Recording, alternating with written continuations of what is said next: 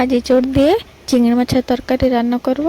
তার জন্য একটা এঁচড় নিয়ে নিয়েছি। এঁচড়টা কাটার আগে হাতে ভালো করে সরষের তেল মাখিয়ে নেবেন, না হলে এঁচড়ের আঠা হাতে লেগে যাবে। এঁচড়টা এরকম ছোট ছোট পিস করে কেটে হলুদ জলের মধ্যে রাখবেন, তাহলে এঁচড়ের রঙটা সাদা থাকবে।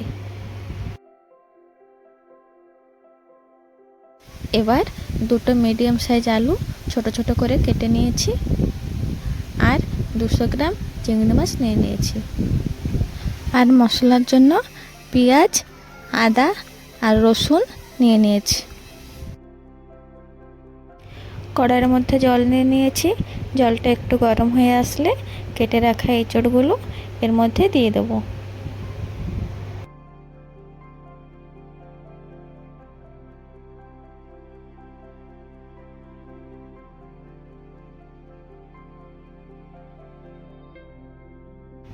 এবার এর মধ্যে একটু নুন আর একটু হলুদ গুঁড়ো দিয়ে কিছু সময় সিদ্ধ করে নেব।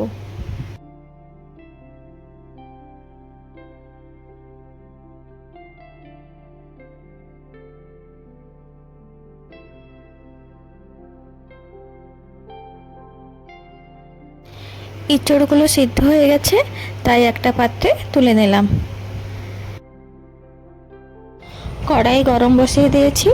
একটু গরম হয়ে আসলে এর মধ্যে 3-4 চামচ তেল দিয়ে দেব।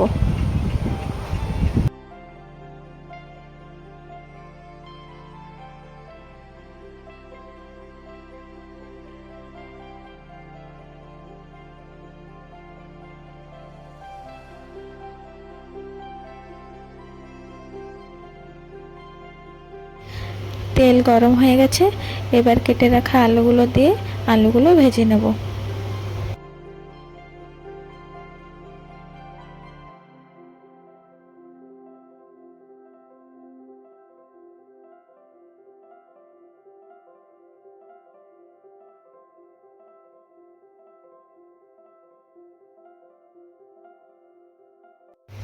দেখুন আলুগুলো ভাজা হয়ে গেছে, একটা পাত্রে তুলে নেব।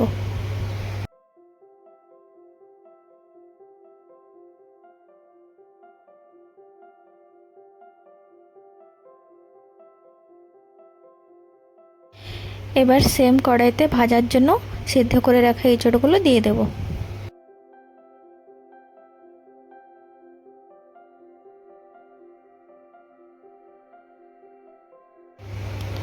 এবার এর মধ্যে একটু নুন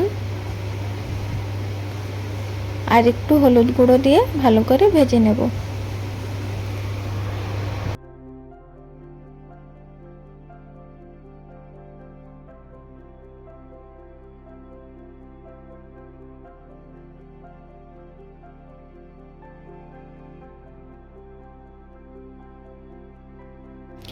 এঁচড়গুলো ভাজা হয়ে গেছে, এবার একটা প্লেটে তুলে নিচ্ছি।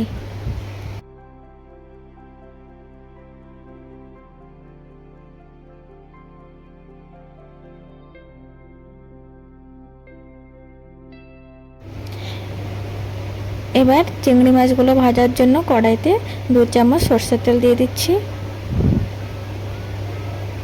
তারপর চিংড়ি মাছগুলো দিয়ে একটু নুন আর একটু হলুদ গুঁড়ো দিয়ে ভালো করে ভেজে নেব।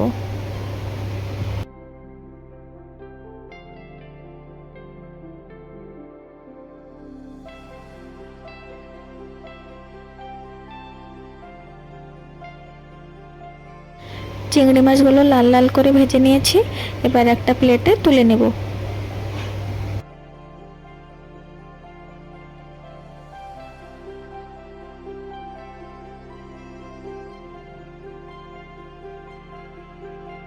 এবার সেম কড়াইতে 4 চামচ সরষের তেল দিয়ে তেলটা গরম করে নেব।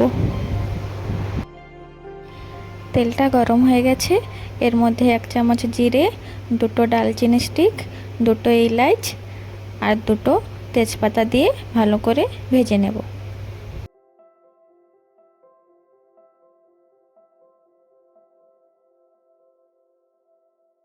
একটু লাল হয়ে আসলে এর মধ্যে বানিয়ে রাখা মশলার পেস্ট দিয়ে দেব।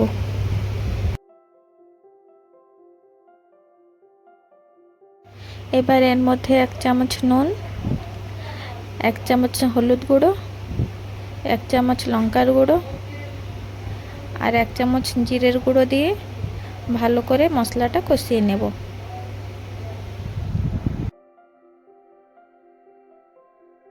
মশলা থেকে তেল রিলিজ হয়ে গেছে।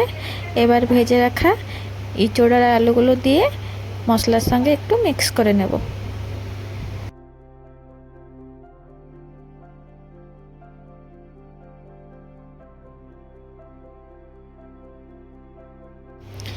এবার এর মধ্যে ভেজে রাখা চিংড়ি মাছগুলো দিয়ে কিছু সময় কষিয়ে নেব।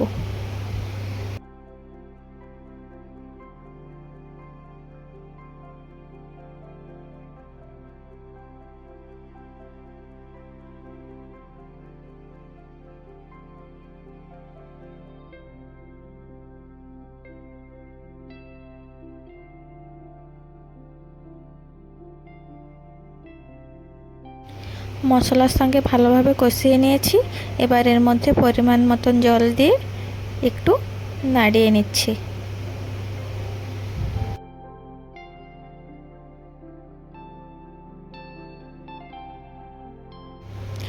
এবার 10-15 মিনিটের জন্য ঢাকা দিয়ে রান্না করে নেব।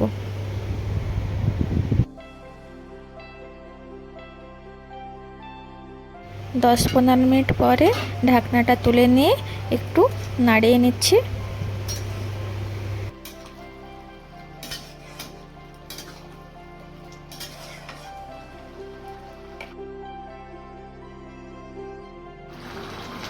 আপনারা তরকারিতে ঝোল যেরকম খাবেন সেরকম রাখতে পারবেন।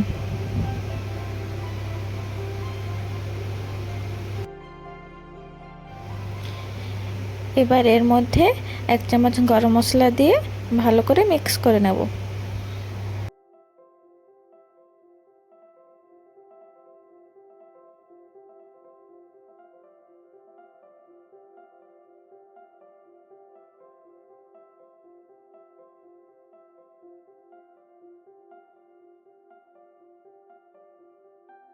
তরকারিটা হয়ে গেছে। এবার একটা পাত্রে ঢেলে নিলাম।